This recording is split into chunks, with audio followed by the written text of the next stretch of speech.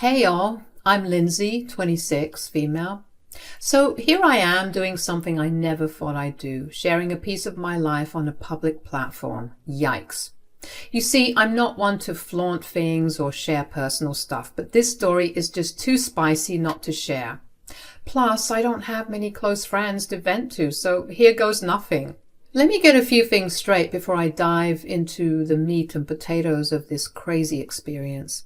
First, I've changed everyone's names in this story because, well, I don't want anyone potentially tracking me down and exposing me to the wrong people. You can't be too careful these days, especially when you're someone like me. You see, I grew up swimming in money, and I'm not going to lie, I was used to it. But don't get me wrong, I'm not some spoiled, prissy brat. The reason I was able to live in luxury and have anything and everything I wanted was because of my dad, Austin, 60, male. He was and still is all about saving money. My dad's frugal behavior is one for the books. He always taught me the value and importance of money. I still remember his words like they were yesterday. The difference between billionaires and millionaires is that we don't spend all willy-nilly. We actually invest and save our money. They can buy yachts, and we can buy the oceans their yachts are on. I didn't even know classism existed amongst the 1%, but apparently it's a thing, lol. And if it hasn't been clear already, my dad is a billionaire, and I am a billionaire. So despite my upbringing, I'm not the kind of person who shows off. You wouldn't even guess that I have money in the first place, let alone billions of it. I never liked the extra attention that came with it. As soon as people learned I was a billionaire, they'd either try to leech off me or keep their distance, assuming I was some spoiled brat. Hence my lack of close friends, as I mentioned earlier. The lack of friendships and connections I've had really left me desperate for human connection. I guess that's why I fell head over heels when I met Ernest, 28, male. Our paths crossed when I was in Dubai and he was there for business. I was enjoying a little family vacation at one of the hotels my dad owned. Ernest spotted me and, well, he didn't waste any time trying to strike up a conversation. Guess I intrigued the guy. It was the first time a guy was genuinely interested in me, so naturally I was smitten too. We started talking and it felt like we clicked from the very beginning. Ernest was charming, down to earth, and as I would later find out some days later, a millionaire. After a few days of talking, he opened up to me about his wealth. He told me how he was used to gold diggers wanting to be with him just for his money. You know, you're one of the good ones. God, I never thought I'd be able to find someone like you, but yet here you are. You're so down to earth and you're not pretentious, and I'll admit, I was a bit scared to tell you that I'm a millionaire so soon, but I can't help it. You're perfect, and I really feel like fate brought us together. You probably have never seen $1 million in your life, so you're so humble and sweet, and I could marry you right now. You can probably guess where this is going. I decided to lie. I confirmed his obviously wrong conclusions about me, that I was just from your stereotypical middle-class suburban family back home in the States. I even made up a story about winning this vacation through a university trip. Now, I know I was wrong for lying to this man, I'll admit it. But could you blame me? I was so desperate for love, and I was so scared of losing someone who would actually love me for me. Besides, he was a millionaire, so he understood money and the importance of it, or so I thought. So the difference between us wasn't going to be too bad when he eventually found out that I was a billionaire. I decided to keep up with this charade for a little while longer, just so that he wouldn't leave me as soon as he heard I was a billionaire, because I was scared that the tables would turn and he would turn into the gold digger, or even worse, dump me because he couldn't handle or keep up with me. Shout out to the fragility of the male ego. Plus, I wanted him to like me, you all, and he just couldn't stop gushing about how much he loved, how simple and manageable, his words, I was. Now, at the time, I didn't think much of what he was saying, but oh boy, they'd come back to haunt me later. But I'm getting ahead of myself. So Ernest and I started dating, and for a while everything was great, but deep down I felt guilty for not being honest with him about my true wealth. So Ernest and I eventually returned to the States and we decided to keep in touch. Things were going so well and I was having the time of my life, but there was this nagging guilt that I couldn't shake. I knew I had to reveal the truth to Ernest, but every time I thought about it, I'd get cold feet. Months went by and I still hadn't told him the truth. Meanwhile, Ernest was happier than ever, thinking he'd found the perfect future wife. But I couldn't keep up the facade forever. It was becoming more and more challenging. I even went as far as buying a house that looked pretty basic and middle class and hiring actors to pretend to be my family members because I hadn't told my father about this relationship. I knew he'd be furious once he found out, and sure enough, he did. One night after a dinner date in the Sky, Ernest made a comment that caught me off guard. "You know, you blow my mind every day." How? "We just had dinner in the Sky, Lindsay. People don't normally do that sort of thing." "Oh, yeah, I suppose not." "But you're so calm and laid back. It's like you're not impressed." "Oh, no, I am. Of course I am. Thank you for the lovely date." "No, trust me, it's a good thing. It's refreshing. I've told you how much I adore your simplicity. It's a nice change of pace. I mean, my dates are normally starstruck, leaving their jaws on the floor whenever we go to the Eiffel Tower for dinner, or when we go ballroom dancing, or go to art auctions, or fly to Prague just to get those delicious pastries. Or heck, even having a little trip on a small basic yacht. It's embarrassing. But you know how to act. You're never like that. You're so calm about everything. You never take advantage of me or act bougie or pretentious, and I love that about you." "Thanks, babe." What he didn't know was that I'd done all those things before the age of 10, so I was pretty used to it. But of course, I didn't let on. Then, right at that helipad, he got down on one knee and proposed to me. I was gagged, floored even. And what shocked me even more was that I immediately said yes. The next morning I woke up to a very angry text from my father demanding that I meet him immediately. I had to take a private jet to Cuba that very day to meet him. When I arrived, he was beyond furious. He started reading an article online about how Ernest, a very well-known and established millionaire businessman, was getting married to a mystery woman that nobody knew about. Dad read a direct quote from the article where Ernest said, "I would like to keep my wife's identity private, but just know we are very happy and beyond ecstatic to see where this goes." "How the heck did you know it was me?" He just laughed, one of those evil villain hearty laughs, and said, "Lindsay, darling, have I taught you nothing? Of course I was going to find out. I'll admit you did a good job hiding it for a while, but I have eyes and ears everywhere. Why did you keep this a secret from me? Is it because you knew I wouldn't approve?" "Yes. I knew you'd tell me to end things." "Well, you're right. I want you to end it immediately. We'll buy their silence. It's okay." "No, Dad. I love this man. You don't understand." I couldn't hold it back anymore and broke down crying. I spilled my heart out, telling him everything, how we met, how much I loved Ernest, and how I was willing to make things work between us. Dad asked me if Ernest knew that I was a billionaire, and I confessed that he didn't. Dad looked even more stressed out and frustrated, but then he asked me if I was certain about going through with this. I couldn't hold back my emotions and affirmed that I was. He finally said he'd support me, but on one condition.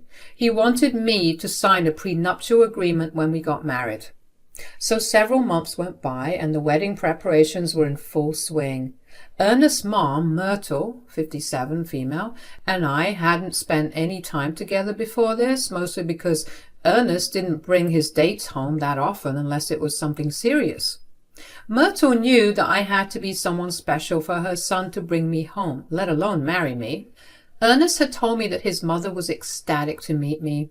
But when we first met, her initial happiness quickly transformed into complete disgust when she saw me. We had the dinner and Myrtle began grilling me about my life, but not in the typical "I want to see if you're good for my son" kind of way. It was more like, "Are you bougie enough to fit in with us and our brand?" "So, why is it you decided to dress this way tonight? Didn't you know we were having dinner?" Mom, relax.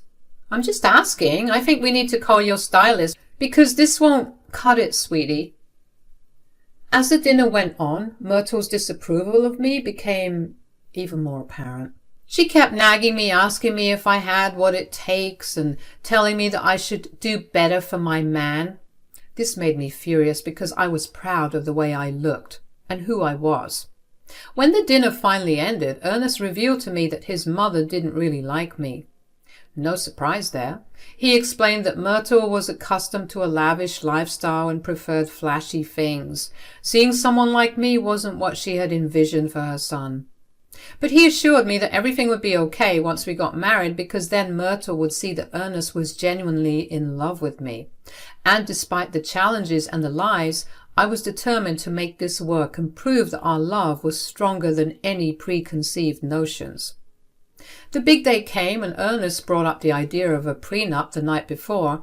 And before you start, I know all that crap about how it's bad luck to see your man the night before the wedding, and maybe you're right, because with the way the story ends, I definitely got some bad juju for not listening to that stupid tradition. Anyways, like I was saying, Ernest brought up signing a prenup. I was low-key grateful for him saying it before I got the chance to say it, because I bet he would have found it super suspicious for me to want a prenup in the first place. It was definitely better for him to suggest it, and then we moved forward. So when he said it, I just agreed. As you can imagine, Ernest was over the moon, thinking I was certainly the one because I went along with the prenup so easily and without any pushback. He saw it as the ultimate test to check if I was genuinely committed or just after his money. The wedding was simple and nice, just what I wanted. I didn't want anything flashy that would give away my family's wealth. Myrtle, of course, wasn't thrilled about the modest celebration. She had hoped for something huge and grand, but Ernest didn't care about that. He said he was just eager to marry me quickly, believing he found the perfect wife. On our wedding night, Ernest spilled the beans that he bought a mansion in a new neighborhood and we were going to spend the rest of our lives there.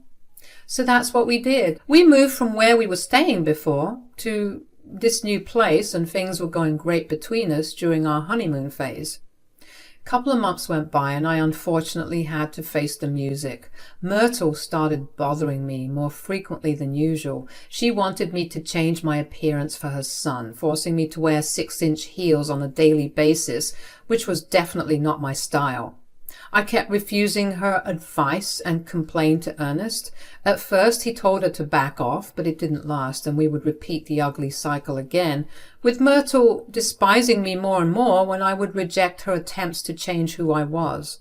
One day Myrtle tried her BS again, giving me backhanded compliments and telling me that I would be better than ever if I just listened to her.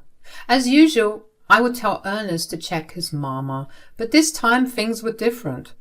Ernest surprised me by actually agreeing with his mother. I know, right? Like, what the frick? He said, "You know, it's about time you started acting, what can I say, proud. Yeah, I think that's the right word. It's about time you started acting proud of me." "But I am proud of you. I don't get what my appearance has to do with that." "Don't get me wrong, I love the look, babe. It's just you aren't representing me well. I don't want you to be flashy and trashy, but just, dress up a little. Gussy up more often." This revelation bothered me, and it made me see our relationship differently. I started to realize that Ernest didn't want a partner to have fun with. He wanted a pretty trophy wife who knew when to stay quiet and not misuse his funds. As time passed, he became less affectionate and more controlling. I began to question everything, but the fear of being alone stopped me from doing anything. I thought I could handle staying with him even though our relationship was losing its warmth and he was becoming more controlling.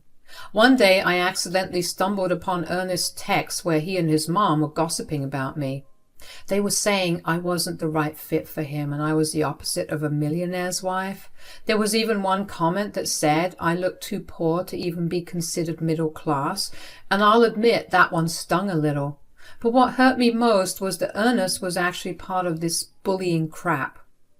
It was clear to me that Ernest was determined to mold me into something more appealing. Seeing those texts was a major turn-off, and I started treating him coldly, which made him act feistier and more resentful because he didn't know that I knew that he was talking smack about me. As I distanced myself more and more, Ernest got shouty, demanding my submission and throwing my middle-class status in my face. According to him, I knew nothing about the life of a millionaire, and he insisted I listen to him if I wanted to survive in his world. If only he knew people like me could eat people like him for breakfast. Feeling trapped, I desperately wanted the old Ernest to come back, to love me fully like I knew he could. But that wasn't happening. He was too far gone in his quest for a perfect Barbie doll wife, and Myrtle wasn't making things any better either. She started openly insulting me, questioning why her son would ever marry someone like me. Ernest went from trying to ignore his mom's hurtful comments about me to low-key agreeing with her, and eventually full-on belly laughing when she insulted me right in front of him. "Lindsay, dear, why on earth did you choose that dress? It makes you look like a frumpy school teacher. God." "Yeah, Lindsay, I probably shouldn't say this, but why don't you try dressing more like my mom?" "You know what? You're right. You should have kept that to yourself." "No, he has a point, dear. It's embarrassing." "Whatever, Myrtle. And your hair, darling, it's so plain. You really should do something with it. Maybe hire a stylist for once. I mean, you have the money now. There are certainly no excuses." "Mom's got a point, you know. A little glam won't hurt." "Honestly, Ernest, I can't fathom why you married her. You could have had any woman in the world, someone with a bit more flair." "Flair, yeah. Lindsay, maybe you should take some notes from Bella Hadid or Kim Kardashian." "I mean, just look at her son. She's not even trying. Can't you see what a mistake you've made?" "Mom, you're too much. But seriously, Lindsay, you should definitely consider a makeover. Spice things up a bit." I was sick of it all and didn't know what to do, so I decided to call my father. He asked about my married life, but I hesitated. The plan was for me to spill the beans, to tell him he was right about everything and move back home, but I didn't want to burden him with the trash that was my marriage. And also, I didn't want to admit that I had failed. I mean, it had been a year and I was ready to call it quits. It would be a huge hit to my ego, and he probably would have started World War III if he knew how miserable I was. Dad asked again if everything was okay. I lied and said everything was fine. He was suspicious, of course, but he told me he was always a call away if things went south. He threatened to make Ernest and his family suffer if they ever treated me poorly. If only he knew. I thanked him and then I hung up. I felt like I owed it to myself and my dad to try, so I decided to start trying harder to please Ernest and Myrtle, thinking maybe, just maybe, I'd get their approval if I obeyed their wishes. In just a month, I transformed myself to fit the mold of those bougie housewives from TV, all the while still trying to be quiet and demure, as Myrtle would say all the time. I was like a sexy little mouse, honestly. I was sure that these two would finally appreciate me and care for me.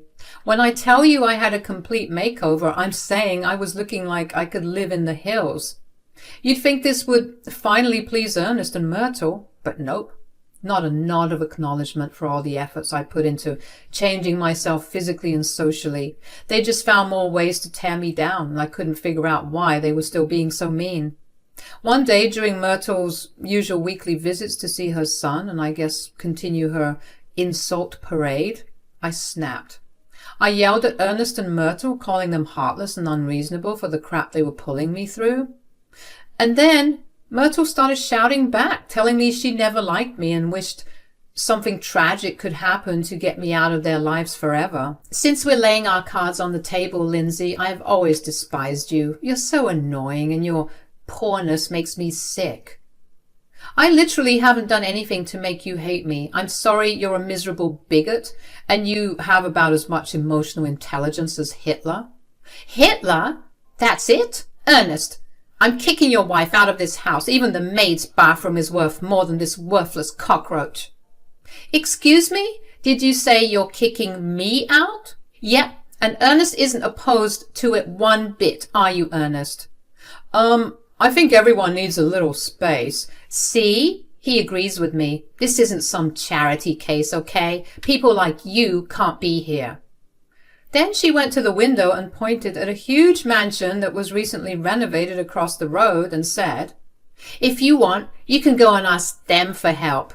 Seems like they have more than enough money to go around, so they'll happily donate you some money since you're poor, ugly, and desperate. Nobody wants you here. So you need to go right now. Go and grovel and beg people for help and money, since that's where you belong."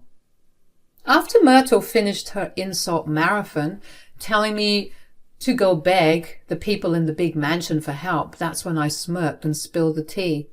I revealed that they'd happily donate anything I asked for because, surprise, my dad owned that mansion.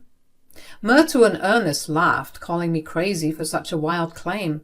Myrtle spilled that some billionaire had recently bought and renovated the house for some reason, and that it was insulting to ever associate myself with the likes of him.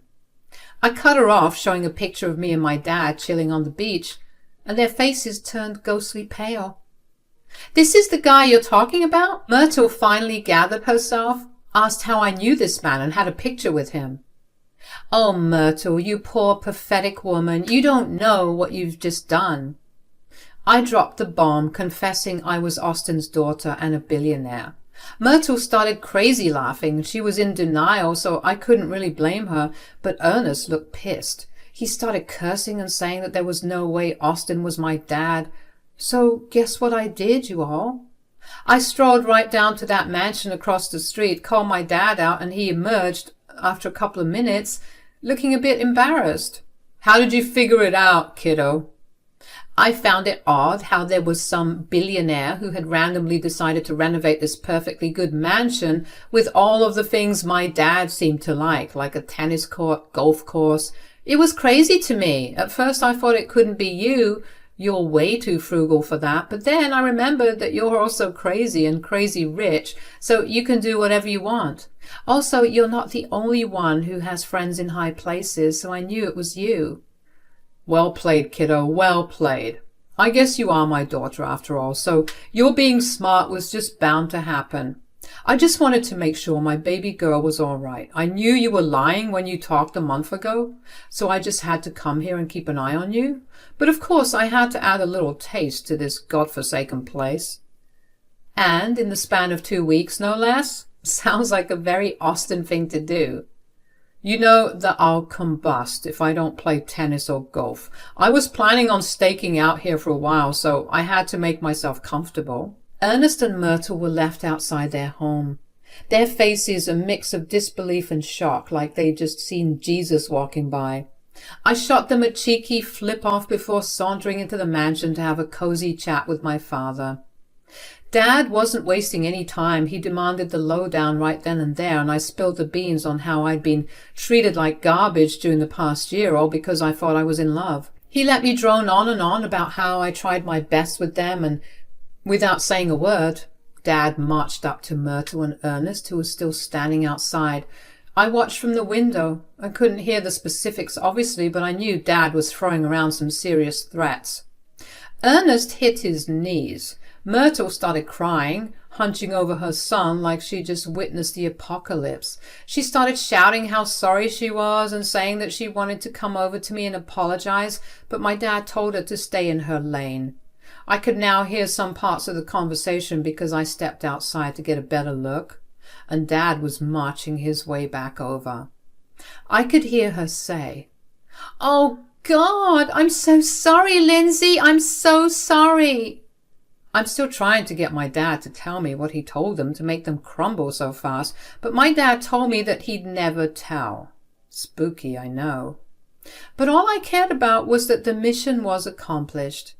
I was no longer tied to those awful people, and what's worse, they were embarrassed and scared, and let me tell you, there's no better revenge.